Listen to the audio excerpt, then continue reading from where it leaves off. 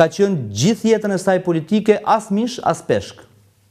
Pra as me doktorin, as me Lulin, njëherë të tavolina me Gonzalo, po, si presidentja e partisë, dhe ndërkohë që Judita Tabaku duhet ishte hambari më i madh të paktën në qytetin e Tiranës si votave për Partinë Demokratike, nuk ka rezultuar kurrë e tillë. Dhe si e tillë, duke qenë thjesht një tabak që, po u votua nga strukturat, unë po them se u votua dhe Iglicara. Si efekte tabak, po pse bën kështu me mbiemrin? Jo, duke qenë tabak e kundërta. E kundërta, pra. Jo me mbiemrin. Jo, më fal. Nuk e kam në kuptimin e mirë të fjalës. Pra ka mbiemrin tabaku e pra, një lloj sikur thuash qafoku për mua, po pra, muça për. Po pra, unë mund të them që qafoku ose Ytbir, duke luajtur, duke abuzuar me mbiemrin e madh që ka ngritur Jati, ha qyl gjithë jetën. Ktu e kam. Në këtë kuptim, ja tregoj shefin në këtë kuptim, zonja në fjalë, duke luajtur me mbiemrin e saj një familje tironse. Po mori vota, po i mori aty te po nuk po flasim te Vatha. Kemi punë me Vathën. Jo, është fis i madh, është familje e madhe. Ajo duhet bënte namin, more. Ajo duhet bënte namin. Dhe unë kështu kam thënë që ka marrë shumë pak. Ajo ka qenë, ne e kemi ndihmuar madje, ti më shumë se unë ndoshta, nga dëshira e mirë, duke thënë që kemi një zonjë kandidate potenciale për në kryet Partisë Demokratike që ta marrë njëherë një zonjë. Unë se kam thënë këtë, ti fol për vete, madje ta dish. E kam dëgjuar. Ta dish kam një histori shumë interesante. Sa kisha ardhur këtu ajo. Nga gjitha ato që kam parë, tha, kur studioja në Amerikë, pa ardhur në Tiranë, tha, unë vetëm të ty tha nuk do dal intervista se ti tha, domethënë nuk e di të nxjerr keq, më tha mua dhe ajo është kompleksuar. Ajo s'm ka ardhur asnjëherë mua në intervistë. Është kompleksuar. Është kompleksuar se... Jo, pa ka thëmë ka ardhur zyrë. Ty tha, unë tha nuk të vi, tha se ti të nxjerr keq në intervistë. Po nuk e di çfarë intervista është dojo zonja, se nejse, hesap tjetër. Thelbi është ky, Roland, që zonja në fjalë me qëndrimin që ka mbajtur dhe në raport me Sali Berishën. Tani, ai zotria atje duan këta është kryetari i Partisë Demokratike. Ka linjën e tij politike, ka mesazhin e tij politik dhe ndërkohë që para 2 ditësh, Gonzaloja, ambasadori i Bashkimit Evropian, fliste për negociata që do hapen, që do mbyllen 2027, fliste me nota superlative për Shqipërinë, kjo zonja ishte në tavolinë. Nuk duhet ishte fare në atë tavolinë, nëse duhet ishte në skuadrën e Partisë Demokratike të Sali Berishës.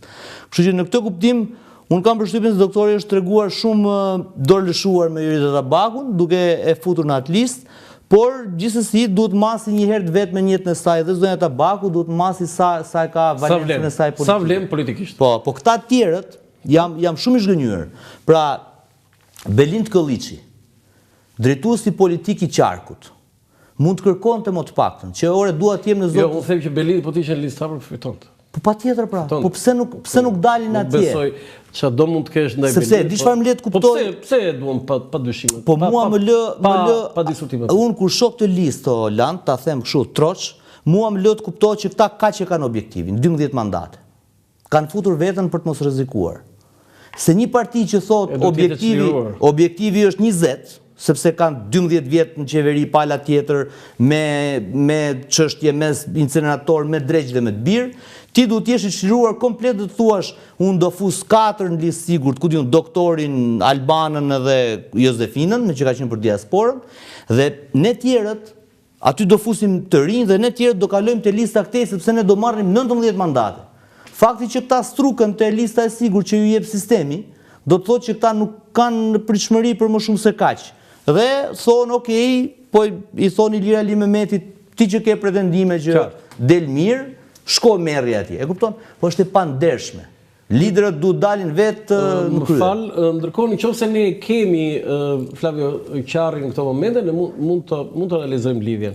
Ndërkohë do të falenderoja sponsori gjeneral të emisionit Dekalog, institucionin monetar Manigram Akinvest që mbështet emisionin Dekalog këtu në Dritare TV me sloganin tashmë të njohur, transfero shpejt, gjithmonë më shpejt kudo dhe kurdo. Falenderit Manigram Akinvest. Pyetje. Ilir Ali Mehmeti, unë mendoj që është i sigurt që del dhe merr vota. Po. Dhe është nga më të votuarit, nga më të pëlqyerit, jo vetëm në vafën e PD-s, po zonën gri. Po. E sakt, po ka një risk. Po.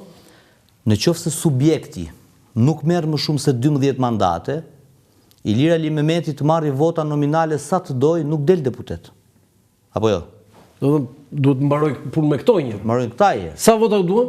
Këtyne në Tiranë varet 150.000 vota, 120.000 vota, nuk e di sa mund t'ju duhet. Se për 10.000 mund t'jetë për mandat. Në këtë kuptim, Ilir Ali Mehmeti, për mendimin tim, është një aset i cili do të bëj punë dhe nesër qoftë në opozit, mazhorancë po e po. Në këtë kuptim, futet e lista e sigurt, sepse ky zotëria do i marrë vota gjithsesi. I merr vota. I merr vota gjithsesi. Dhe lër dikë tjetër që të bëj betejën këtë ematan që të mos e humbësh, sepse o Land, se do shohim pastaj listën e Partisë Socialiste. Është çmenduri më buri dheut. 13 e drama vinte në kryet në 2009 vinte Vasilika Hysi, prurje e re komplet. Të para. Pastaj Elona Gjebrea në 2013, pastaj ku diun 2017 dikë tjetër. Jo, doktoresha. Në 2021 ishin doktoresha dhe inxhinierja, Najada dhe ajo. Po. Tani do fusi. Jo, s'janë fare në politik. Po pra po. Asnjë nga këto të para s'janë në politik. Tani do fusi një Adea, një Helena, nuk ka rëndësi. Por çfarë shohin shqiptarët? Se ti e njeh mirë komunikimin. Shohin listat. Fillon Sali Berisha, Ed Paloka, Flamur Noka. Që nga 2005. Njëjta temër. Nga ana tjetër, Helena Kaçe, Adea Pirdenji, Albana Koçiu, Ogerta Manastiri. Do si një trajner që bën taktika, ose si një strateg që bën taktika që kush të fitojë betejë. Patjetër, domethënë ti që në pamje të parë bëhet një kontrast i thellë. Doktori vazhdon me Flamurin dhe me Albanën dhe me Ed Palokën, thot qytetari i zakonshëm atje. Pra opozitat që duhet ishte rinovuar, duhet kishte i frym 3, skuadër 3, vizion 3 etj. Me radhë, ka të njëjtat emra me ato që ka humbur në 2013, në 17, 19, 21, 23, dhe unë nuk e di se kemi atë shprehjen e kujt çon mushka. Domethënë, si ka mundësi që qëndrojnë tek njëjtit emra. Unë nuk po them që këto emra të mos jenë, pa diskutim. Këto emra duhet të jenë, sepse duhet dhe eksperjenca, duhet dhe energji e re. Po a mund të kishim një ndryshim që të futej Ilir Ali Mehmeti i pari aty te ajo lista? Pastaj të futi Grigel Smuçollari në atë listë atje, pastaj disa zonja dhe zotrinj tjerë më të rinj që janë një fizionomi e re e Partisë Demokratike. Këta nuk janë fizionomi e re. Këta që janë në lista të pasigurta, le të themi, janë vetëm makjazhi që Sali Berisha i ka veshur listës sigurt. Pra në listën e sigurt ka atë rrethin e vet, trungun e vet historik, dhe pastaj ka vënë si makjazh Grigelsin, Ali Mehmetin e kështu me radhë. Pyetje, Josefina Topalli, në fakt i kanë një borxh Josefina Topalli. Unë mendoj që është Jo. I kanë borxh Partia Demokratike. Si kanë fare. Me atë të 2017-s po. Dëgjoj, Josefina Topalli ka bërë fushat kundër kësaj Partie Demokratike. Jo, s'ka bërë. Ka bërë parti. Ka bërë parti po. Parti mo. Po çfarë do të bënte? Tikte në shtëpi, lande pjatat? Ore, më fal. Si? Mos u kthe më këtu. Jo, mos u kthe. Se ka dhe handikap. Ka dhe handikap. Jo, po nuk je informuar për këtë. Le ta them. Më thuaj. Është e para që i ka shkuar Sali Berishës dhe i ka thënë me Lulin ne vetëm do humbasim. I fundit atë që po më heq mua tani, se do më heq, ka thënë, një ditë do ndodh me ty. E ka parashikuar ajo. Mua tha, Josefina i tha, ne tha jemi gjenerat e vjetër tha. Partia Demokratike është e gjeneratës së re. Zoti Berisha, një ditë Lulzim Basha do të heqë ty. Ai qesh. Po. Edhe i doli fjala. Ndodhi. Unë them, Partia Demokratike ja ka një borxh Josefina Topallit. Dhe jo se Josefina Topalli nuk merr vota. E kuptoj. Idu që merr vota Josefina dhe listë hapur. Por ajo është kthimi i një borxhi që Partia Demokratike. Ajo ka dhënë sens tjetër. Pajtohem me këtë që thua ti edhe pse Josefina Sa ka dashur asnjëherë Lulin. Jam dakord, e ka shprehur. E ka shprehur publikisht. Por Josefina nuk duhet bënte atë që bëri Luli.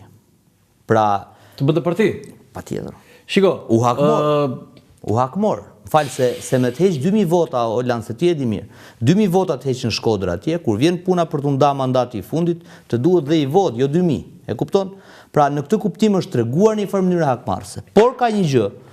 Këto palëzgjedhje ajo ka qenë e deleguar për diasporën dhe sigurisht që du ta lije në listë të sigurt sepse ka qenë duke lëvizur.